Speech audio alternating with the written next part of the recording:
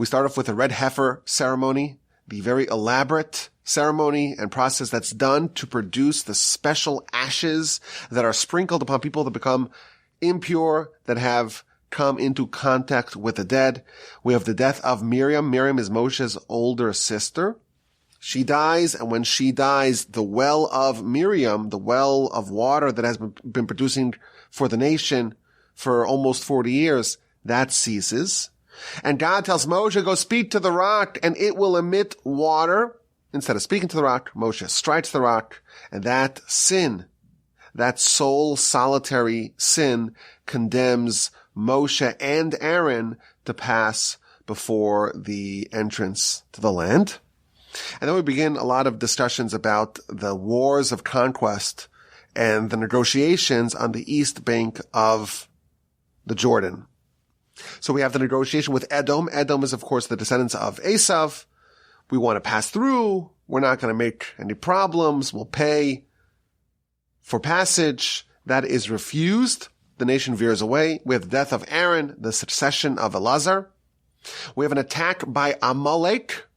Amalek, masquerading as Canaanites, they attack. Israel launches a counteroffensive. We have the episode of the attacking serpents. We have the serpent staff. If you're bitten by a serpent, you look up to the staff and you connect to God, you pray to God, and you will be saved. We have the song of the well. We're counting the miracles on the east bank and the wars of the east bank with the war against Sichon, the king of the Amorites, the war against Og, the king of Bashan, and then the final settlement of the nation in the plains of Moab opposite Jericho. Fair to say there's a lot going on this week. There's a lot to talk about. It's like a smorgasbord, a cornucopia of subjects, but we will start at the very beginning. And that's the red heifer. A most mysterious and unusual ceremony to rid a person of impurity. Again, the whole subject of purity and impurity, it is and will remain for us an enigma. But we know that when someone is in close contact with a corpse, with a cadaver in the same room, carrying them, etc., they become impure. Now, a Kohen, we read in the book of Leviticus, a Kohen is forbidden to become impure. A Kohen cannot just go to a cemetery, cannot just handle a dead body. A non-Kohen is allowed to become impure, but when they are impure, they are forbidden from doing many sacred activities, walking to the temple, eating sacrifices, etc. How does someone undo the status of impurity? Someone who was in contact with the dead, and now they want to go to the temple, they want to bring a pastoral offering, they want to eat sacrificial holy foods. How do they revert back to being in a state of purity? There is only one way, the Torah tells us, via the process of the red heifer. You take a red cow, it's got to be completely red, no white hairs, no black hairs.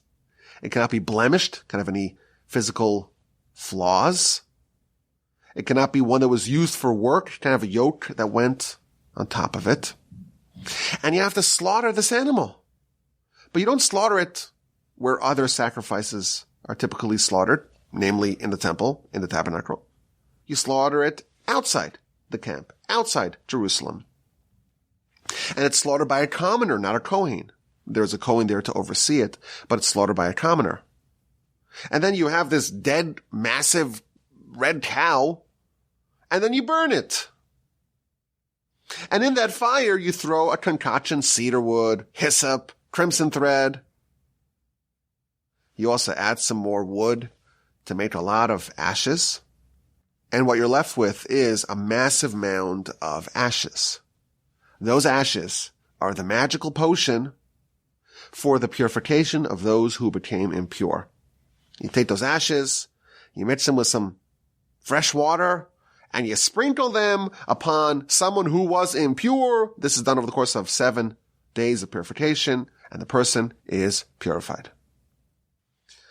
If this does not make any sense to you, if this sounds very bizarre, you are in good company, because this mitzvah, in fact, the name of the Parsha is Chukas, which means a chok. What does a chok mean? Chok is a mitzvah that is beyond human intellect. We cannot grasp it.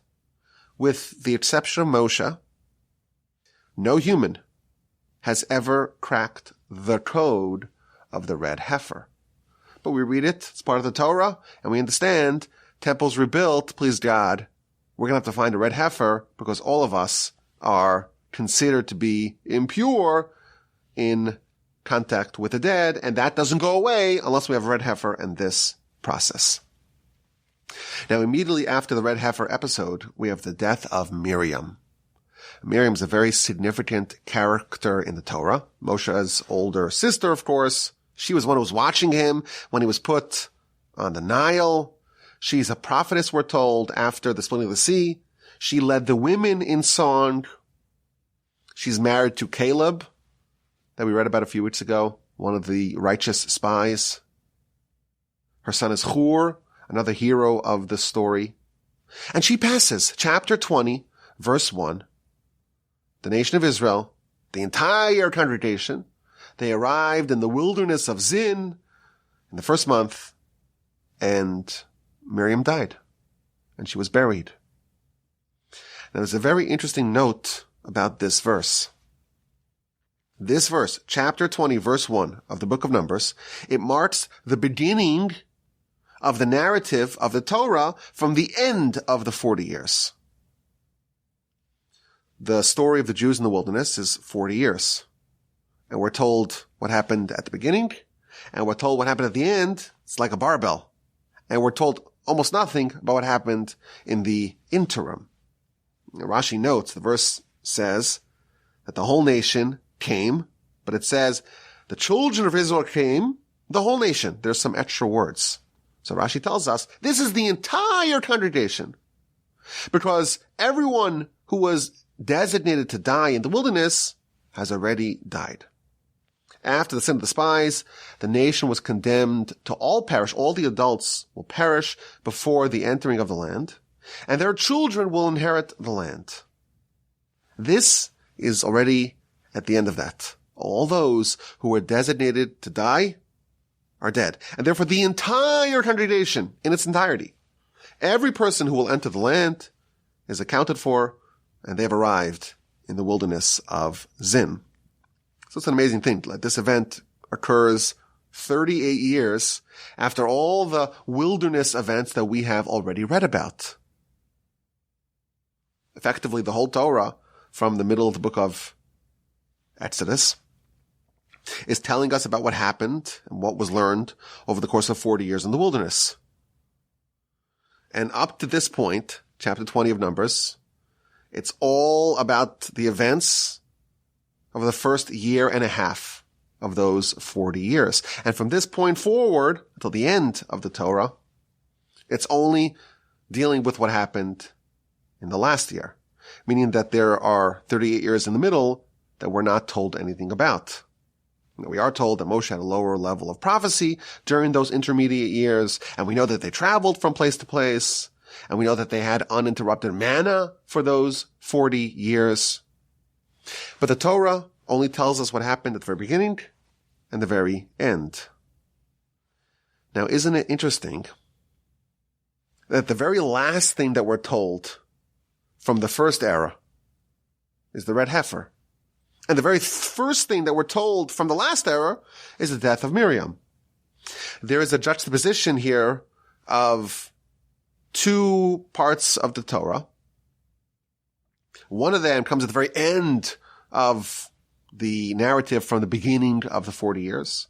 And one of them is the very beginning of the last year of the Torah. And Rashi tells us that it's no coincidence. Why is the episode of the death of Miriam juxtaposed to the narrative of the red heifer? There's a reason why these two are placed next to each other. To tell you, just as sacrifices provide atonement, someone needs an atonement to bring a sacrifice, so too the death of the righteous provides atonement. There's consistency with the sequencing of the Torah. We have the red heifer. It's a sacrifice. It provides atonement. And then we have a similar thing The death of Miriam. She's righteous. And when she died, that provided atonement. And that's the consistency. That's the internal consistency in the sequencing of the first two elements of our Parsha. The red heifer, it's a sacrifice. Sacrifices give atonement. The death of Miriam, the death of the righteous, it also provides atonement. This is how Rashi explains the juxtaposition of these two parts of our Parsha. So there's a very interesting idea here. When Miriam died, there was a degree of atonement. Now, if by any chance you listen to the rebroadcast podcast, the podcast where we go through the entire Parsha, not just one idea, but the entire Parsha in about an hour or two when it's double Parsha, we mentioned that this concept appears in 4 different contexts in the Torah. The idea that the death of the righteous has some positive byproducts. It appears in 4 different contexts in the Torah. And we mentioned a mind-expanding idea from the Kliyakar, who says that each one of them is a little bit different because it corresponds to a different element of how the righteous benefit their generation. But today I want to take this concept, the death of Miriam, the death of the righteous, provides atonement like a sacrifice. I want to take it in 2 different ways. I think it'll be very interesting and instructive. We know that when Miriam died, the nation suffered. And they suffered because there was a well. The well was rolling with the Jewish nation, with the encampment of the Jewish people, all the way back since the time right after the Exodus. And that well was emitting water. And when Miriam died, this water stopped. Which is why right after the episode of the death of Miriam, you have the water crisis. There's no water. Moshe is told to speak to the rock, and he hits the rock, etc., and it's a debacle. This well that was in this rock, in the stone, is called the well of Miriam. And it's the same rock that was struck in, I think it's chapter 16 or 17 of Exodus, in Rephidim, when Moshe initially hit the rock.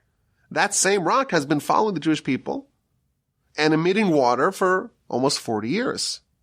And now Miriam dies and the water stops. And then everyone realizes that the water that we've been enjoying for decades has been given to us in the merit of Miriam. And the Talmud tells us that there were 3 great gifts that the nation received in the wilderness. They had 3 leaders, and each leader, in their merit, we got 1 gift. The well came in the merit of Miriam. The pillar of cloud, the clouds of glory, came in the merit of Aaron. And the manna came in the merit of Moshe. Continues the Talmud, the book of Tanis, page 9a. When Miriam died, the well that had come to the nation in her merit, the well dried up. But then the well returned in the merit, not of Miriam, because she had passed, but in the merit of Moshe and Aaron. And when Aaron died, again later on in our Parsha, the clouds of glory ceased because they were in his merit. And when he passed, we lost those clouds. And that's why right after those clouds went away, we were attacked by Amalek. We were now exposed. We were vulnerable. So Miriam dies, well goes away. It comes back in the merit of Moshe and Aaron. Aaron dies, the clouds go away. We are attacked. But then it also comes back in the merit of Moshe. And when Moshe passed, all 3 of these benefits went away. We lost Moshe, we lost the well permanently, we lost those clouds permanently, and we lost the manna permanently. So there's a lot more that's happening here around the death of Miriam. And if you study this Talmud very carefully, you'll see something very instructive.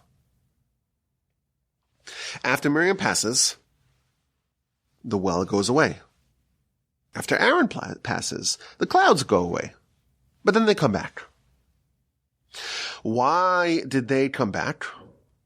The well came back, the Talmud tells us, in the merit of Moshe and Aaron, the two remaining siblings of this vaunted family. And the clouds come back after Aaron passes in the merit of Moshe. But think about it deeply. How does this work? We have a well in the merit of Miriam. And therefore, when Miriam passes, it made sense for us to lose said well. We had the well only in her merit, and we no longer have her merit. So we no longer have the byproduct, the outgrowth of her merit, namely the well. But then tells us the Talmud, it came back in the merit of Aaron and Moshe. I don't understand. We need the merit of Miriam for the well. And then when she dies, we temporarily lose her, or we lose her merit. And therefore we lose the well. So what does it mean that it comes back due to Aaron and Moshe? It doesn't just return because. There's a deep point over here. When Miriam passed, the well went away because the merit went away.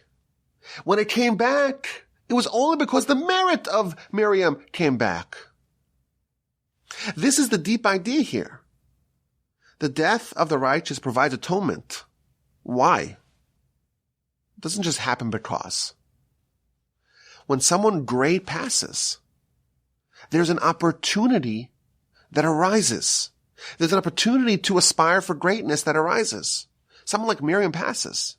You're able to assess and to admire and to marvel a great person. And that can be used as an opportunity to prod yourself, to try to copy them, to try to achieve greatness yourself as well. No pun intended. So Miriam passes, and the well ceases. But it is returned due to the greatness of Moshe and Aaron. Why? It was only there initially in the merit of Miriam, not in the merit of Moshe and Aaron. After Miriam passed, Moshe and Aaron took the opportunity to recognize the greatness of Miriam and to themselves adopt the great qualities, the resplendent character, the greatness of Miriam. They adopted her qualities. They acquired it themselves. And therefore, sometime later, the well came back because of Moshe and Aaron, meaning the merit of Miriam was still needed for the well, but the merit of Miriam was restored thanks to the transformation of Aaron and Moshe. They adopted her qualities. They perpetuated her greatness. And this is a living example of how the death of the righteous provides atonement. It's not some unrelated, uncorrelated idea. We don't believe that, someone else could do something and can have a transformation and elevation. Well, maybe we do believe that, but there's a deeper concept over here. Someone else dying, why would that be a positive thing? Why would that cleanse you? Why would that elevate you? Why would that provide atonement like a sacrifice that you bring? You're sitting on your couch, you're relaxing, you're watching the game and smoking your cigar, and you're going to get elevated? We have a principle. Nothing in the spiritual world happens just because. You have to earn it. The death of the righteous provides atonement if you follow the model of Moshe and Aaron. Where are we told this idea? In the death of Miriam. And we know what happened. It was a crisis. Think about the crisis. There's no water for a nation of millions of people. This is a real danger, an imminent existential danger. And it was all because of the loss of the merit of Miriam. And they, namely Moshe and Aaron, undertook to adopt all her righteousness and to fill the void that she left behind. And that is how the well was restored. So the death of the righteous, this is idea number one. When people study the deeds of the righteous and commit to perpetuate them themselves, that provides atonement, that provides elevation and refinement. So that's one idea. It's like a warm-up idea to the next idea. The next idea is courtesy of the Maharal. He provides an outstanding insight into the nature of change and development and the different methods, different means of change, of development, and transformation. He starts off with a question about this idea. So we're told we have the red heifer, and it's a sacrifice, and it provides atonement. And right afterwards, we have the death of Miriam, and our sages tell us, well, the juxtaposition is not coincidental. It's because the death of the righteous also has sacrifice-like atonement with it. Here's the question. We have a whole book of Leviticus, and there are dozens of laws related to sacrifices, and there's all sorts of different sacrifices in the book of Leviticus. Our sages are telling us that the red heifer is a sacrifice, and it provides atonement, and therefore the death of the righteous, which is right next to it in the order of the Torah, that also provides atonement. There were ample other sacrifices that could have been used to teach this idea. Ola sacrifice, elevation, chatas, guilt offering, shlomim, pisar. There's all sorts of sacrifices that provide atonement. And it can be juxtaposed to a death of a righteous. And it can teach us this idea. Somehow the Torah waited until the red heifer, which is the most unusual of all sacrifices, as we shall see. And specifically with the red heifer, the Torah makes the juxtaposition with the death of the righteous to teach you this idea that the death of the righteous provides atonement. Why? Why specifically is this idea taught in relation to the red heifer? It could have, maybe it ought to have been taught by other sacrifices. That's the question that the Maharal poses. He actually quotes an earlier sage, the Maharai. It's a little confusing, but there's even an earlier sage that asks this question and gives the following answer. Red heifer is not really a sacrifice. It doesn't follow the protocol of a sacrifice. It's not offered on the altar. In fact, it's slaughtered outside the city.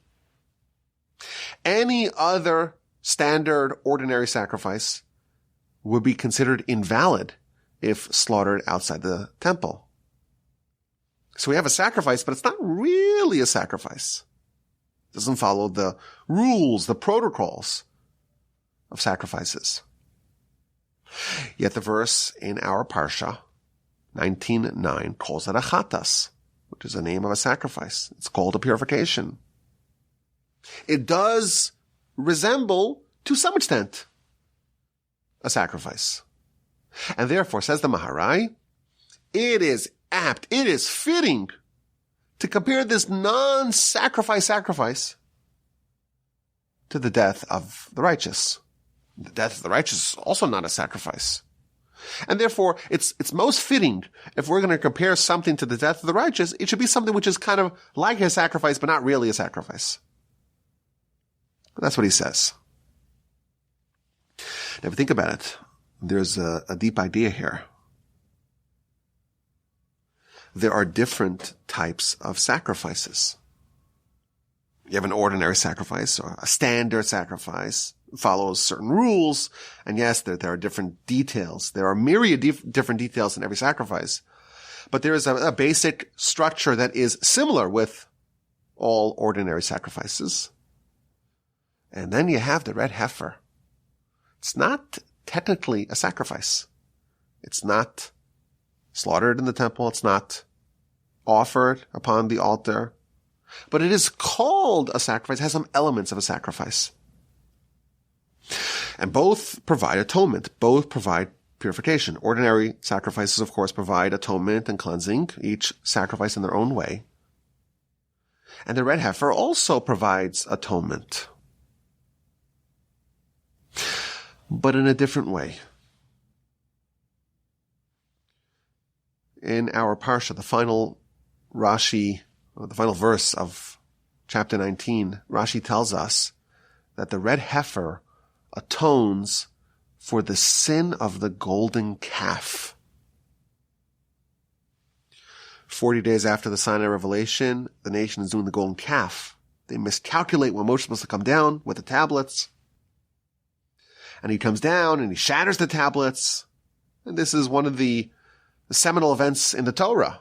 One of the really tragic moments in the Torah. And that's a national sin. And the red heifer, which doesn't seem to have anything to do with a golden calf, the red heifer provides an atonement for the sin of the golden calf. And Rashi tells us that, well, a calf is a baby cow. It's a baby bovine. And the red heifer is like the mom. And Rashi compares this to a maidservant who's working for the king in the palace. And she has her child. And the child soils the floor of the palace. Who comes and cleans up that mess?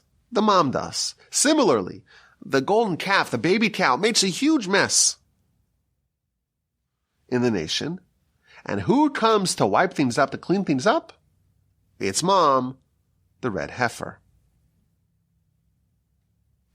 So there's a connection between the red heifer and the golden calf. Now, as is true with everything red heifer related, it's all very, very, very deep.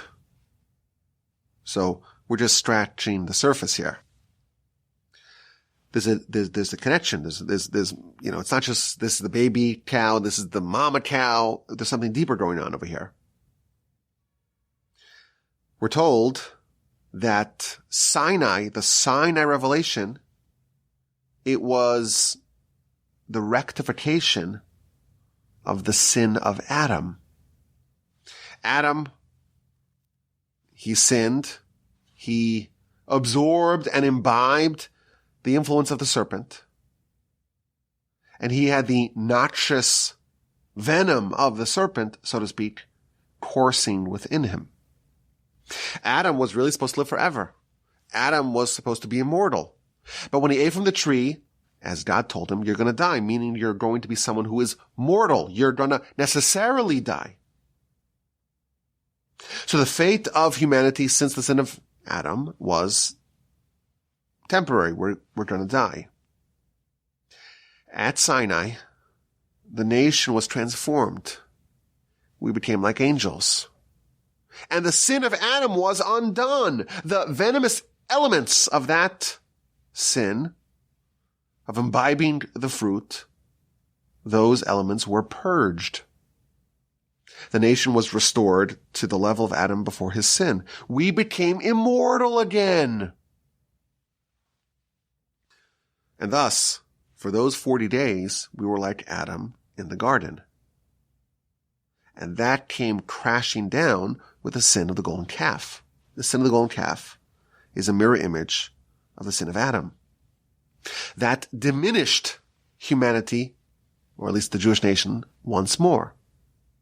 In effect, the nation became mortal again. Just as the sin of Adam introduced death to humanity, the sin of the golden calf reintroduced death to the nation. So the sin of the golden calf really is about human death. The red heifer, that's the remedy to death. That's the remedy to the impurity that results from close contact with the dead. The mother comes to clean up after the baby who soiled the palace. So right away we see that there is a connection here between the golden calf and the red heifer. and we see how the red heifer provides atonement. But there's a deep point over here. This is the idea that I want to convey today. There are two types of sacrifices. There are ordinary sacrifices, standard sacrifices. And yes, they're all different, but they follow a similar protocol. And then there's the red heifer. Each provides a degree of atonement. But the death of the righteous, the death of Miriam, is similar specifically to the red heifer type of atonement, not to the ordinary sacrifice type of atonement. How so? Explains the Maharal. There are two types of atonement. There are two forms of atonement. There are two forms of transformation. Both of them relate to sacrifices and to animals. But what you do with those animals is very different. In ordinary sacrifice, you take it to Jerusalem, but not just Jerusalem, you take it to the temple. And you take it to the altar. And it's handled by the Kohanim. And it is elevated. The red heifer doesn't go to Jerusalem. It goes outside Jerusalem. It's not handled by a Kohen. It's overseen by a Kohen, but not handled by a Kohen. And it is not elevated. One of them is elevated.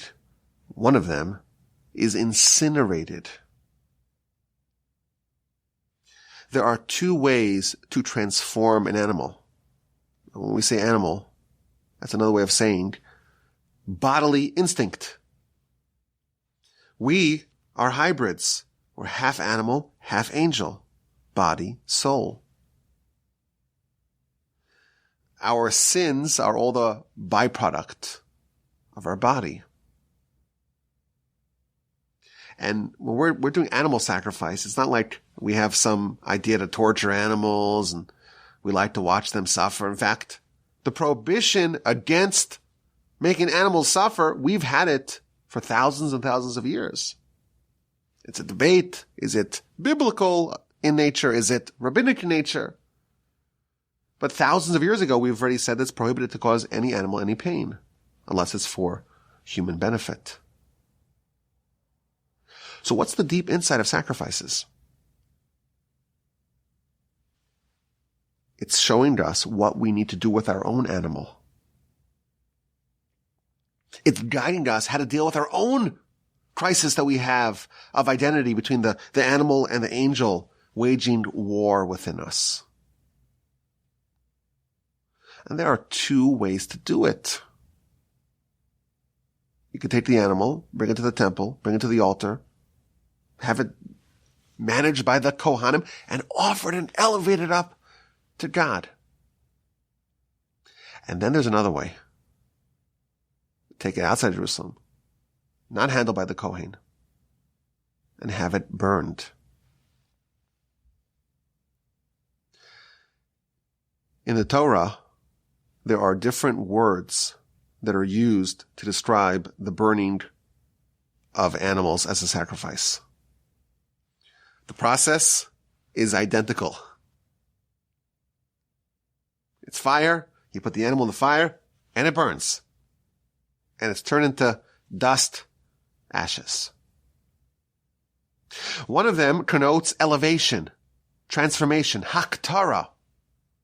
One of them connotes incineration, burning, sreifa. There are two types of sacrifices, and there are two types of atonement. There are two types of transformation. One is the ordinary standard sacrifices, and one is the red heifer. There are two forms of transformation. One is to elevate, and one is to break down.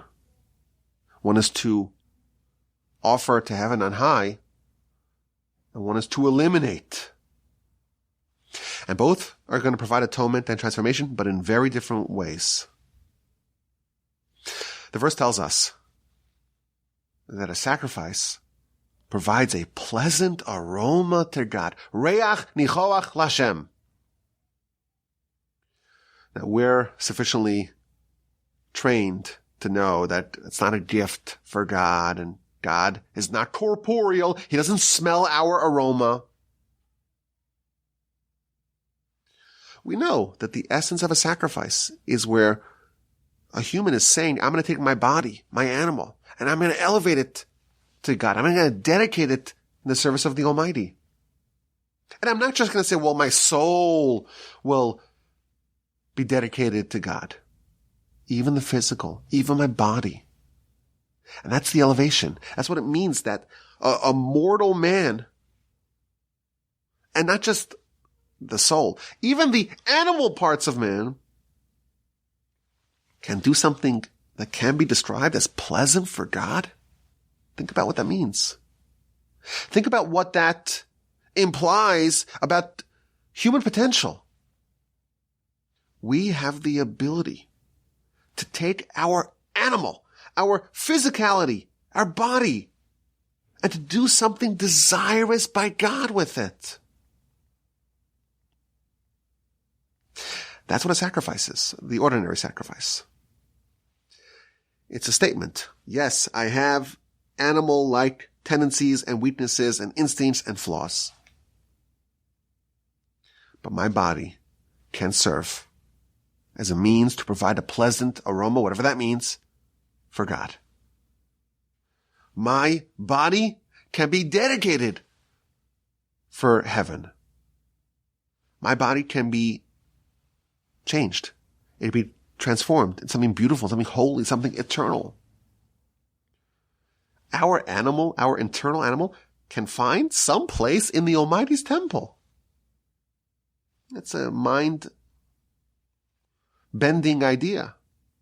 Small, fallible, pitiful me, our body, our animal, can accomplish great things. Think about how transformational the idea of a sacrifice is. The enormous potential that we have. We can be elevated. This is an incredible means of transformation. It's a deep recognition of the endless qualities that we have, the endless potential that we all have. And a sacrifice is to embrace that. It's to lean into it. It's to use this ceremony and this protocol and the knowledge that we learn along the way to really demand a lot of ourselves, to elevate ourselves. And sometimes when someone sins, they bring a sacrifice. Why? To remember their incredible, vast potential. You bring a sacrifice and you're doing this whole thing with the animal, but really it's a lesson for you. You're elevating the animal in the temple by the Kohanim on the altar as a pleasant aroma to God. You can use that mistake as a springboard to really transform yourself. You are reminding yourself of the incredible potential, the incredible greatness that is embedded within you. And when you see the animal being offered on the altar, you use that to remember what potential you have and even your animal has. Your internal animal, that is. And you coach yourself, you urge yourself, you exhort yourself to try to fan that greatness to life.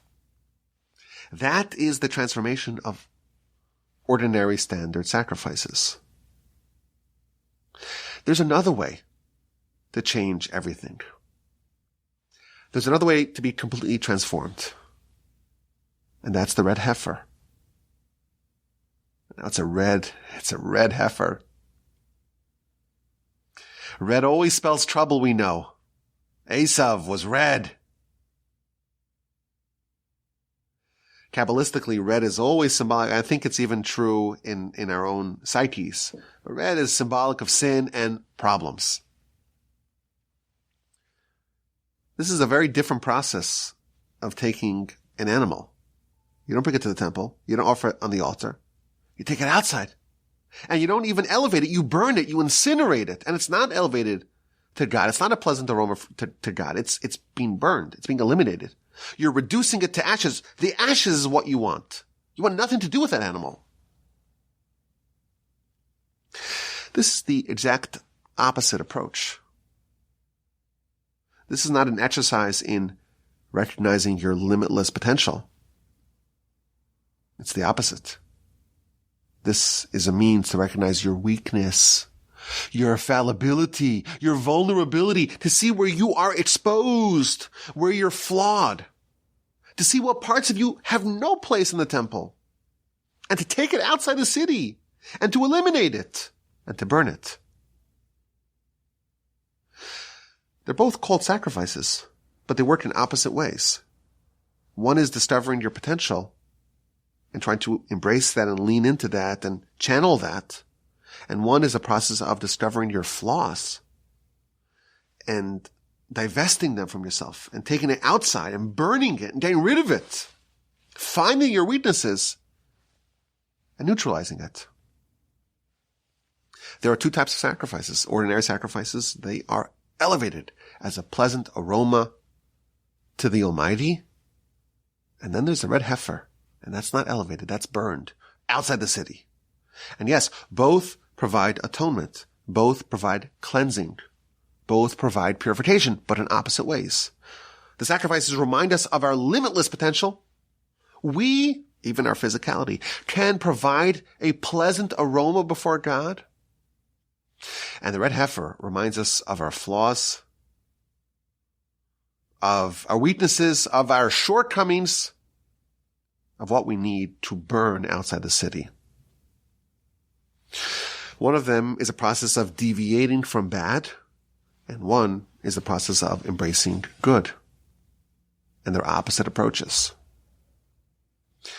One of them is compared to the death of the righteous.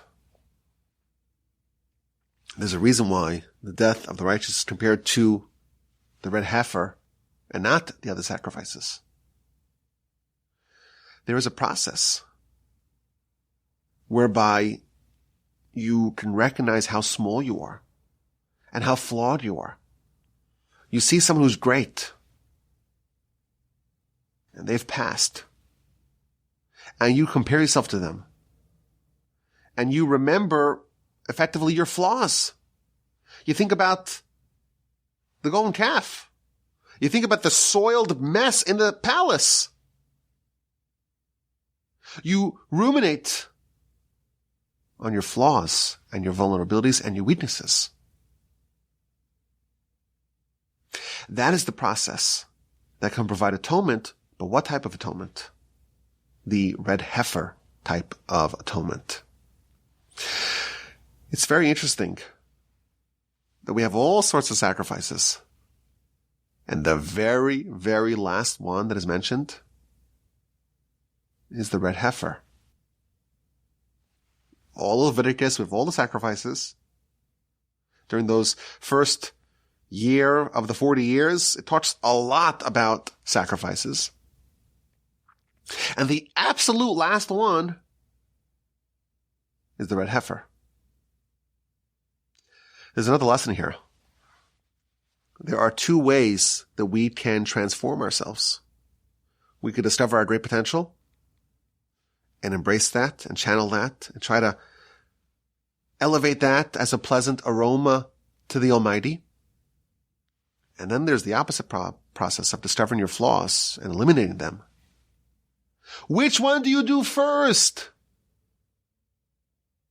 The very last one that's mentioned is the red heifer.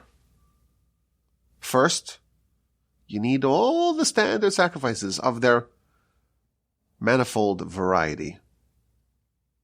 The very last process is the sensing of your flaws. This teaches us that we first have to realize our potential. Our grandfather, blessed memory, used to quote his teacher, who would say, "Woe unto someone who does not know his flaws, but double woe unto he who does not know his qualities." We have to realize before we get started, we have incredible potential. We have incredible ability. Even our physicality can be channeled and directed to heaven on high. My grandfather would advise young people not to try to limit their arrogance and hubris and pride as youngsters. Even though if you read the Talmud, it talks about pride and arrogance in the most harsh of ways. If someone is prideful, it's like they reject God. If someone is arrogant, they have to be uprooted like an idol. But there's danger. If you start noticing all the flaws before you really embrace all those strengths that you have, all those qualities that you have, you may forever remain small. We have all those other sacrifices. All the sacrifices of the pleasant aroma first, and the very last one. Okay, once you're done with that, now perfect it. Find the flaws. Do the touch-ups to make sure that you are, in fact, perfect. I think there are some very valuable lessons here. This is, I think, a framework for self-improvement and personal development. And that's not just a nice thing to do and to have. Why are we here? Our answer, the Torah's answer as to why we are here is to improve ourselves, is to fix ourselves, is to elevate ourselves, is to transform ourselves. And every situation that we are in can present an opportunity to grow, to change, to transform. And the death of the righteous can also provide atonement, we're told. And we saw a few ideas about this. The first idea is that, well, when someone great passes, it's an opportunity to learn about them. It's an opportunity to adopt their qualities and to perpetuate them. Moshe and Aaron restored the well of Miriam not willy-nilly for no reason. It was because they became greater themselves through the process of mourning their sister. That's one angle on the idea that the death of the righteous provides atonement. You could see tangibly how great a person could become. You could see what you lost, and you could see the person that you can become as well. The second idea is almost the opposite idea. The death of the righteous is compared specifically to a red heifer. There are two forms of sacrifice and transformation. Ordinary, standard sacrifices, and the red heifer. There's a process of elevation, finding your qualities, finding your potential. And that's how you start. Then, and only then, there's the other process of finding your flaws and rectifying them, and then take them outside and burning them. Only if you are firmly aware of your strengths and your qualities, only then is it proper to begin the other process to remedy and rectify your faults. May we all merit to become righteous, to elevate ourselves, and to perfect ourselves and remove any flaws. Now we end the podcast with a question, and it relates to the well of Miriam. The well of Miriam ceased when Miriam died. But here's a question I've never seen anyone else ask. Maybe it's the first time it's been asked. Miriam died once before. What? Yeah. The Talmud tells us that there are 4 people who are alive, but are considered dead by the eyes of the Torah.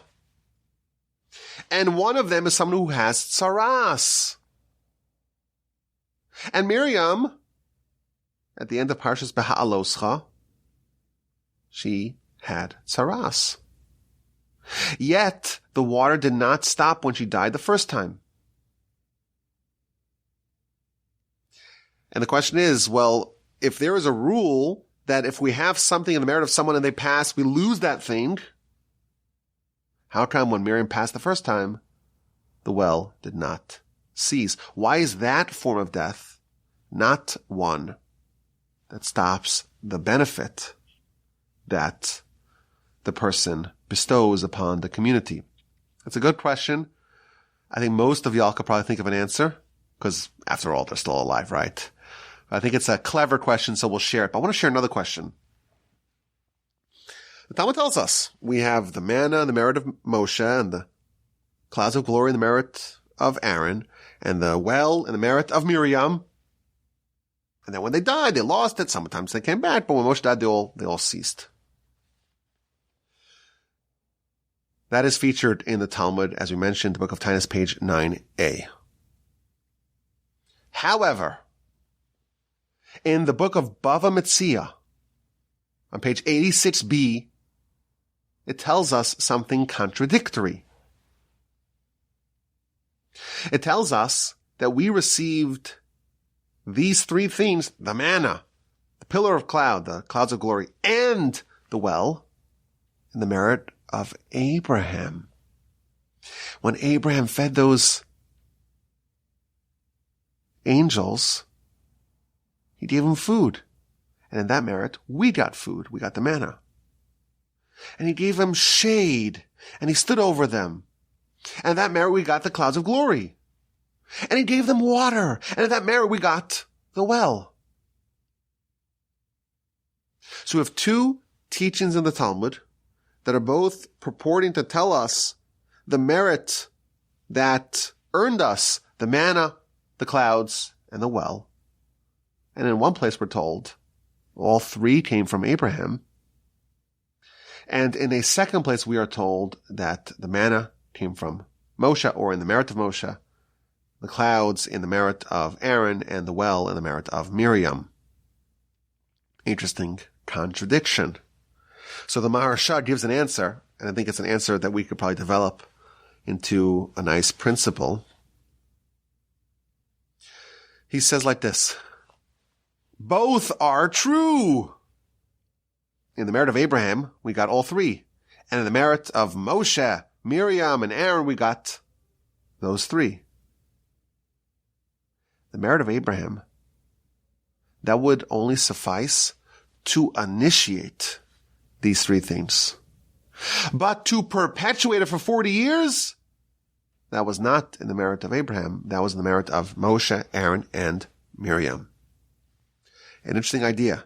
That two merits were needed. One to start it off, one to kickstart it, one to initiate it, and one to continue it, to perpetuate it. Very interesting idea. And I think there are some nice lessons for us.